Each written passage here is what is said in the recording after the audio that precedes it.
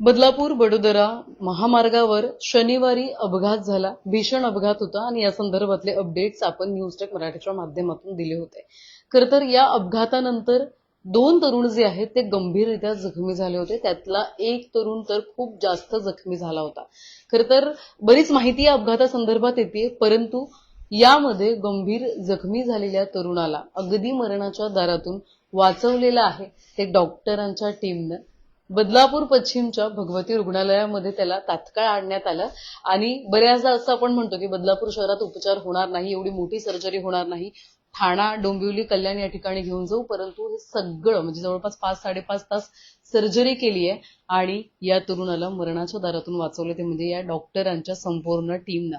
आपण म्हणतो की डॉक्टर आणि देव बऱ्याचदा आपण कंपॅरिझन करतो.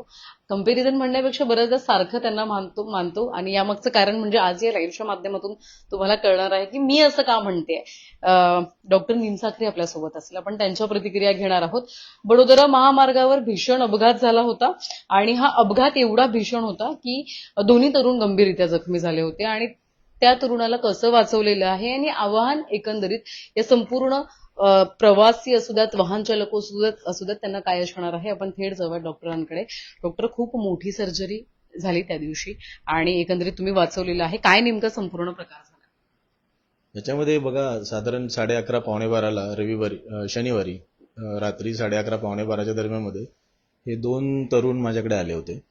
तर त्यांचा त्या वडोदरा हायवेवर ओव्हर स्पीडिंगमुळे काही ऍक्सिडेंट झाला होता. तर ऍक्सिडेंट इतका गंभीर स्वरूपाचा होता की जो जास्त जखमी तरुण होता त्याच्या स्टेअरिंग जे आहे ती स्टेअरिंग त्याच्या पूर्ण पोटात घुसली होती त्या इम्पॅक्टमुळे.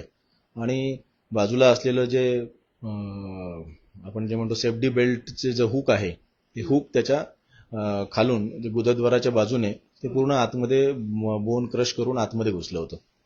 तर आला त्यावेळेला तो प्रचंड त्याला ब्लिडिंग होत होतं त्याच्या गुदद्वाराच्या बाजूच्या साईडने. आणि ती जखम साधारण एक 10 सेंटीमीटर डीप इथपर्यंत जखम डीप होती. मसल्स फाटल्या होत्या, बोन क्रश झालं होतं. त्यामुळे त्याला पेशंट इतक्या आला त्यावेळेला भरपूर त्याचा ब्लड म्हणजे रक्तस्राव झालेला होता. अशा कंडिशनमध्ये त्याला आपण स्टेबिलाइज केलं पहिल्यांदा आणि इमिजिएटली त्याला ऑपरेशन थिएटरमध्ये घेतलं. ऑपरेशन थिएटरमध्ये ज्या आतमध्ये जी इंजुरी झाली होती ती रिपेअर केली आणि त्याचं ब्लडिंग पूर्णपणे बंद झालं. त्याच्यानंतर पेशंट थोडंसं स्टेबल झाल्यानंतर त्याच्या पोटामध्ये त्याला दुखण्याची त्याची कंप्लेंट्स होती. तर आपण त्याचं सीटी स्कॅन केलं. सीटी स्कॅनमध्ये त्याच्या जे मोठा आतडं ज्याला सिग्मॉइड कोलॉन म्हणतात त्याला इंजुरी होती आणि ती इंजुरी होऊन आतमध्ये रक्तस्राव झाला होता. आतमध्ये जी मागून जी इंजुरी झाली होती त्याच्यामुळे आतमध्ये एअर वगैरे पास झाली होती आणि पूर्ण ॲब्डोमेन असं टेन्स झालं होतं त्याचं. तर अशा कंडिशनमध्ये आपण पेशंटला ऑपरेशन थिएटरमध्ये घेतलं. ऑपरेशन थिएटरमध्ये जसं आपण ॲब्डोमेन ओपन केलं तर पूर्ण ब्लड आणि फिकल मॅटर म्हणजे ज्याला आपण शी म्हणतो, जी कारण मोठा आतडं बस्ट झाल्यामुळे ती शी जी आहे ती सगळी पोटामध्ये पसरलेली होती. तर अशा कंडिशनमध्ये तो पेशंट होता आणि जसं त्याचं ब्लड ते बाहेर आलं ॲब्डोमेन ओपन केल्यानंतर तो टॅम्पोनेट इफेक्ट निघून गेला आणि पेशंट सडनली कोलॅप्स झाला. ब्लड प्रेशर त्याचं एकदम ड्रॉप झालं, त्याची पल्स एकदम कमी झाली. अशा याच्यामध्ये पेशंटला आम्ही रिससिटेट केलं आणि त्याला व्हेंटिलेटरवर जनरल अनेस्थेशिया देऊन व्हेंटिलेटरवर शिफ्ट केलं ऑपरेशन थिएटरमध्येच. पण सिटी स्कॅन मध्ये त्या सिटी स्कॅन दुसऱ्या दिवशी कारण हे सगळं मध्यरात्र झाली होती तोपर्यंत आणि पेशंटला ॲब्डोमिनल कंप्लेंट्स फारशा काही नव्हत्या. दुसऱ्या दिवशी सकाळी त्याला माइल्ड ॲब्डोमेन पेन होत होता म्हणून आपण त्याचं सिटी स्कॅन करायला घेतलं आणि सिटी स्कॅनमध्ये या सगळ्या गोष्टी रिव्हील झाल्या. आणि सिटी स्कॅनवरनं आल्यानंतर मात्र त्याचा ॲब्डोमेन त्याचा टेन्सनेस जो आहे तो वाढत गेला, तो फुगत गेला आणि त्याला सिव्हिअर पेन व्हायला लागलं. आणि सिटी स्कॅनचा रिपोर्ट ज्या वेळेला आपल्याला आला पण ह्या सगळ्या याच्यामध्ये पेशंटला कॉन्ट्रास्ट देणं शक्य नव्हतं. त्यामुळे सिटी स्कॅन आपल्याला प्लेन सिटी स्कॅनच करावा लागला होता आणि तो सिटी स्कॅन केल्यानंतर आपण त्याला ऑपरेशन थिएटरमध्ये घेतलं. तर प्रथम दर्शनी आम्हाला असं वाटत होतं की फक्त सिग्मॉइड कोलॉनलाच इंजुरी असेल आणि हिमोपेरिटोनियम आणि निमोपेरिटोनियम असेल, म्हणजे रक्तस्राव झालेला आहे आणि काही गॅसेस आतमध्ये पास झालेले, हवा पास आतमध्ये गेलेली आहे. आणि असं ओपन केल्यानंतर ज्या वेळेला कळलं की त्याचं मोठं आतडं जे आहे पूर्णपणे बस्ट झालं होतं. ते जवळजवळ 4 ते 5 ठिकाणी ते पूर्णपणे बस्ट होऊन डॅमेज झालं होतं. म्हणजे सिग्मॉइड कोलॉन, डिसेंडिंग कोलॉन हे संपूर्ण जे मोठ्या आतड्याचा जो पोर्शन असतो हा पूर्ण डॅमेज होता. त्याच्यामध्ये असलेले जे कंटेंट म्हणजे शी असते ती पूर्ण पोटामध्ये पसरलेली होती. ती सगळं क्लीन आपण केल्यानंतर पेशंटचं ब्लड प्रेशर जे डाऊन झालं होतं त्याला आपण म्हणजे नॉर्मल केलं आणि पेशंट व्हेंटिलेटरवर जनरल अॅनेस्थेशिया देऊन व्हेंटिलेटरवर शिफ्ट केला. आणि मग पूर्ण ॲब्डोमेन एक्सप्लोर केल्यानंतर असं कळलं की त्याचं जवळजवळ 10 ते 12 सेंटीमीटरचा जे मोठा आतडा आहे ते गँग्रीन झालं होतं पूर्णपणे. आतड्याला जी रक्त सप्लाय करणाऱ्या ज्या मिसेंट्रिक आर्टरीज असतात त्या मिसेंट्रिक आर्टरीज वेन्स पूर्णपणे कट होत्या. 4-5 ठिकाणी त्या कट होत्या. त्यामुळे धो ब्लिडिंग होत होतं. त्या आर्टरीज आपण रिपेअर केल्या, त्याला लायगेट केल्या. परत जे डॅमेज झालेला जो पोर्शन आहे, जो डिसेंडिंग कोलॉन आणि सिग्मॉइड कोलॉनचा जो वाचवता येणं शक्य नव्हतं, कारण त्याला वाचवायचा जर आपण प्रयत्न केला असता किंवा त्याला जर काही रिपेअर केलं असतं तर ते पेशंटला सेप्टिसिमिया होऊन पेशंटची लाईफ म्हणजे जीवाला बाधित झालं असतं. त्यामुळे तो भाग काढून टाकणं आवश्यक होतं. तो भाग काढून टाकला. नंतर त्याचं रिसेक्शन अॅनास्टोमोसिस करून त्याचा जो भाग आहे तो उरलेल्या आतड्याला जोडण्यात आला आणि नंतर जे मोठा आतडा आहे पोटातून बाहेर काढून त्याला कोलॉस्टॉमी केली. म्हणजे याचा अर्थ असा आहे की कोलॉस्टॉमीचा अर्थ असा असतो की आता जो त्याचं जे नॅचरल शी आहे त्याला त्याच्या नॅचरल जागेमधनं न होता त्याला ते ॲब्डोमेनमध्ये जे छिद्र केलेलं आहे आणि मोठ्या आतड्यातून ते कोलॉस्टॉमीमधनं ते बाहेर येणार. ही प्रोसिजर जी आहे साधारण 5-5.5 तास हे ऑपरेशन चाललं. आम्ही 6 डॉक्टर्स होतो. त्याच्यामध्ये मी ऑर्थोपेडिक सर्जन होतो. त्याचं माकड हाड पण येतं तरुणाचं, त्याला पण इंजुरी झाली होती. माकड हाड त्याचं पूर्णपणे फ्रॅक्चर होतं आणि ते पूर्ण फ्रॅक्चर होऊन पूर्ण आतमध्ये गेलं होतं. ते माकड हाड आम्ही फिक्स केलं, त्याला जागेवर नेलं.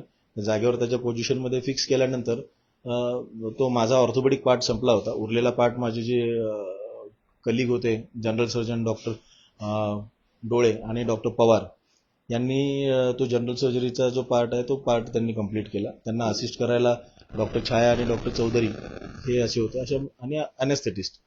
याच्यामध्ये अॅनेस्थेटिस्टचा रोल फार महत्त्वाचा असतो. याच्यामध्ये डॉक्टर देशमुख म्हणून अॅनेस्थेटिस्ट होते. अतिशय सुरेखरित्या त्यांनी ही सर्जरी 5-5.5 तास जे आम्हाला वेळ लागला तोपर्यंत पेशंटला त्यांनी स्टेबल ठेवलं होतं. अर्थात म्हणजे 6 डॉक्टरांची टीम त्या दिवशी होती सर्जरी करण्यासाठी. खरं तर डॉक्टर दुसरा सुद्धा तरुण त्यामध्ये होता, त्याला सुद्धा लागलं होतं कसं? दुसरा सुद्धा तरुण आहे, त्यालाही बराचसा मार लागलेला आहे. त्याला हेड इंजुरी आहे आणि त्याच्या जे फेस आहे त्याच्यामध्ये मल्टिपल फ्रॅक्चर्स आहेत. जवळजवळ 6 ठिकाणी त्याला स्कलमध्ये फ्रॅक्चर्स आहेत. त्याच्यामध्ये दोन्ही डोळ्यांमध्ये, परत त्याच्या मॅन्डिबलला 3 ठिकाणी फ्रॅक्चर, इथे 2 डोळ्याला आणि मॅक्झिलाला अशा, आणि नेझल सेप्टम असे टोटल 6 फ्रॅक्चर्स त्याला फेसमध्ये आहेत.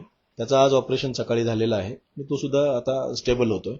त्याच्या हाताला एक मार लागलेला आहे, हाताला एक गंभीर स्वरूपाचा फ्रॅक्चर आहे. त्याचं ऑपरेशन आम्ही एक उद्याचा दिवस गॅप देऊन परवा करणार आहोत. अर्थात डॉक्टर हे सगळं झालं ते हायवेवर झालेलं आहे आणि बऱ्याचदा तरुणांचं म्हणजे आता सध्या त्या हायवेवर बऱ्याचदा रेसिंग सारखे आपल्याला प्रकार पाहायला मिळतात. परंतु हा अपघात जो झाला त्याला गतिरोधकाचा अंदाज आला नाही तरुणाला आणि त्याच्यानंतर हा अपघात झालेला आहे. परंतु हे सगळं करत असताना तरुणांना तुम्ही काय आवाहन करणार आहात? कारण की तो अद्यापही वाहतुकीसाठी खुला करण्यात आलेला नाहीये, तरी त्याचा वापर केला जातो. एक डॉक्टर म्हणून म्हणजे होतं कसं, आपण रेसिंग करणं किंवा आपण खूप गाडी फास्ट ओव्हर स्पीडिंग करणं हे त्या वेळेला आपल्याला खूप चांगलं वाटतं, मज्जा येते, सगळ्या गोष्टी करतो. परंतु ते कसं मरणाच्या दारापर्यंत नेतं? हे बघा कसं आहे माहिती आहे का, आता बदलापूर जसं डेव्हलप होत आहे तसं तसे नवीन रोड्स तिथे तयार होत आहेत. वडोदरा नॅशनल हायवे सध्या अंडर कन्स्ट्रक्शन आहे. अंडर कन्स्ट्रक्शन असल्यामुळे तो वाहतुकीला पूर्णपणे खुला नाहीये. त्याच्यामध्ये बऱ्याचशा ठिकाणी तिथे काही मातीचे ढीग आहेत, काही ठिकाणी पाईपलाईन्स टाकण्याचं काम आहे, त्यामुळे मोठे मोठे खड्डे आहेत. आणि अशा रोडवर फक्त लांबपर्यंत आपल्याला दिसतंय आणि त्या खड्ड्यांचा अंदाज येत नाही आणि तिथे ओव्हर स्पीडिंग करणं हे जीवाला बाधित होऊ शकतं अशा वेळेला. तर हे जी तरुण मुलं आहेत ज्यांना ह्या स्पीडचं क्रेज आहे किंवा काही मस्ती मजाकमध्ये म्हणा किंवा कोणी काही पैज लावतं म्हणून म्हणा, अशा जे स्टंट करतात ते स्टंट त्यांच्या जीवाशी कधी बाधित होऊ शकतं. म्हणजे त्यांच्या जीवाला कधी त्याची बाधा होऊ शकते. दुसरी गोष्ट तेवढीच नसून त्यांच्या जीवाची तर गोष्ट आहेच आहे, परंतु त्याच्याबरोबर जर बाजूला साईड पासर्स जर कोणी असतील आणि एवढ्या स्पीडमध्ये जर तुमचा अपघात होतो तर साईड पासर्सला सुद्धा मार लागून ते सुद्धा जीवानिशी त्यांच्या जीवालाही धोका होऊ शकतो, अशी परिस्थिती होऊ शकते. त्यामुळे मला असं म्हणणं आहे की एक तर अंडर कन्स्ट्रक्शन रोडवर तुम्ही कोणतेही वाहन चालू नका जोपर्यंत तो अधिकृतरित्या वाहतुकीसाठी खुला केला जात नाही, तो एक भाग. दुसरी गोष्ट, स्टंट करणं एवढ्या 120-130 किलोमीटर पर आवरच्या स्पीडने गाडी चालवणं, जरी तुम्ही सीट बेल्ट वापरत असला, किती त्याच्या गाडीमध्ये सेफ्टी फीचर्स असले, तरी तुम्हाला असा जर इंजुरी बसली की ज्याच्यामध्ये तुम्ही परमनंटली एकतर डॅमेज होऊ, परमनंटली तुम्ही अपंग होऊ शकता किंवा तुम्ही जीवानिशी जाऊ शकता. या दोन्ही गोष्टी फार घातक आहेत. तर माझं तर तरुणांना असं आव्हान असेल की एक तर अंडर कन्स्ट्रक्शन रोड वापरू नका. वापरला तर तुम्ही सगळ्या सेफ्टी फीचर्स पहिल्यांदा त्याचा तुम्ही म्हणजे ते अप्लाय करून मगच तुम्ही गाडी चालवा. गाडीचा जो स्पीड आहे हा किती जरी मोकळा रस्ता असला तरी एक 60-70च्या पुढे नसावा, असं माझं वैयक्तिक मत आहे. अर्थात थोडक्यात आपण काही मिनिटांची ती मजा असते पण आयुष्यभरासाठी मुकावं लागतं बऱ्याचदा आणि कुठेतरी कुटुंबियांनी होप सोडली होती परंतु आज डॉक्टरांची 6 टीम भगवती हॉस्पिटलमध्ये त्याची सर्जरी झालेली आहे आणि सध्या आपण बघत असाल तर त्याला मरणाच्या दारातून पुन्हा एकदा डॉक्टरांनी एक नवीन जीवन जे आहे ते दिलेलं आपल्याला पाहायला मिळते. बदलापूर सर, माझा डॉक्टर पुन्हा एकदा एक शेवटचा प्रश्न आहे. बऱ्याचदा नागरिकांचं बदलापूरकरांचं म्हणणं आहे की बदलापुरात अजूनही अद्यापही हवे तसे उपचार मिळत नाहीये, त्यामुळे आम्ही अंबरनाथ आपलं डोंबिवली असू द्यात, कल्याण असू द्यात, या ठिकाणी जावं लागतं. पण आज ही सर्जरी पाहता मोठमोठ्या हॉस्पिटल्स मध्ये म्हणजे बऱ्याचदा डॉक्टर सुद्धा हॉस्पिटल सुद्धा घेत नाही, पण आज तुम्ही घेऊन त्या सगळ्या गोष्टी केल्या आहेत म्हणजे बदलापूरमध्ये सुद्धा या सगळ्या गोष्टी शक्य आहेत. नाही हा लोकांमध्ये गैरसमज आहे. बदलापूरमध्ये खूप कॉम्पिटंट डॉक्टर्स आहेत, गोष्ट तुम्ही लक्षात घ्या. फक्त याच्यामध्ये कसं असं तुम्ही डॉक्टरांवर विश्वास ठेवा. विश्वास ठेवा. बघा काही गोष्टी अशा असतात की आता हा जो पेशंट होता, ह्या पेशंटच्या संदर्भामधले त्याच्या जे काही संभाव्य धोके होते ऑपरेशनमध्ये किंवा ऑपरेशन करताना किंवा ऑपरेशनच्या नंतर, हे सगळे धोके आम्ही नातेवाईकांना समजून सांगितले. त्याच्यामध्ये पेशंटचा जीव हा ऑन टेबल सुद्धा जाऊ शकतो याची सुद्धा त्यांना कल्पना दिली होती. जर तुम्ही डॉक्टरांना जर तुम्ही असं म्हणजे त्यांचं मनोधैर्य जर तुम्ही वाढवणार असाल, तुम्ही त्यांना कन्सेंट देणार असाल, डॉक्टरांवर विश्वास ठेवणार असाल, डॉक्टर नक्की त्यांचे 100% त्यांचे एफर्ट्स लावतील. जसं ह्या पेशंटच्या बाबतीमध्ये झालं. आम्ही 6 लोकांनी मिळून, नातेवाईक तयार होते, नातेवाईकांचं पूर्ण परवानगी होती, नातेवाईक जे काही कॉन्सिक्वेन्सेस होतील त्याला फेस करायला तयार होते, म्हणून आमच्यामध्ये ते बळ आलं आणि आम्ही ते पूर्णपणे यशस्वीरित्या करू शकलो. अर्थात धन्यवाद दिलेल्या माहिती संदर्भात. तर हे सगळे स्टंट करताना, ओव्हर स्पीड गाडी चालवताना खूप काळजी घेणं गरजेचं आहे. एकतर आपल्याला या सगळ्यामधून जावं लागतं किंवा समोरच्या माणसाला, ज्याला आपल्या गाडीचा या ठिकाणी धक्का बसतो किंवा अपघात होतो, त्याला सगळ्याला सर्व्हाइव्ह करावं लागतं. त्यामुळे या सगळ्या गोष्टी करताना डॉक्टरांनी एवढी मोठी सर्जरी सांगितली आहे ती आम्ही म्हणजे मी तर म्हणेन मी जाणून बुजून हे लाईव्ह का घेतलं, कारण की कशामधून सफर करावं लागतं ना ते प्रत्येकाला कळणं गरजेचं आहे, जेणेकरून या सगळ्या गोष्टी कुठेतरी कमी होतील. व्हिडिओ जर्नलिस्ट साहिल काळेसर, श्रद्धा ठोंबरे, न्यूज टेक मराठी, बदलापूर.